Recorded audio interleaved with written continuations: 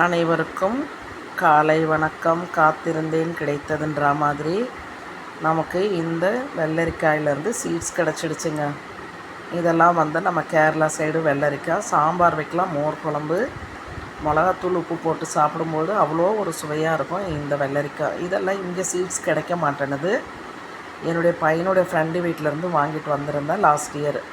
அதில் எப்படியும் நான் சீட்ஸ் எடுத்து வச்சதுலேருந்து நிறையா போட்டிருந்தேன். அதில் ஒரு 2-3 செடி வந்தது.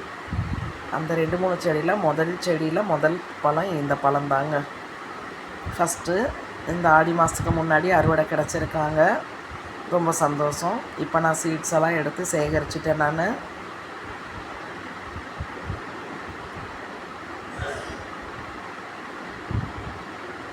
அப்படியே சீட்ஸ் எல்லாம் சேகரித்து இதை மிளகாத்தூள் போட்டு உப்பு போட்டு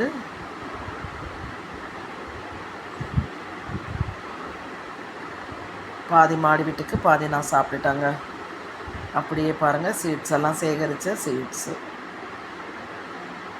இது நிறைய பேருக்கு உதவியாக இருக்கும். எப்போவுமே நம்ம கடையில் வாங்கி போடும்போது என்ன மாதிரி வெள்ளரிக்காய் நமக்கு தெரியாது. நம்ம வீட்டிலே பண்ணும்போது நமக்கு தெரியும். தேங்க்யூ.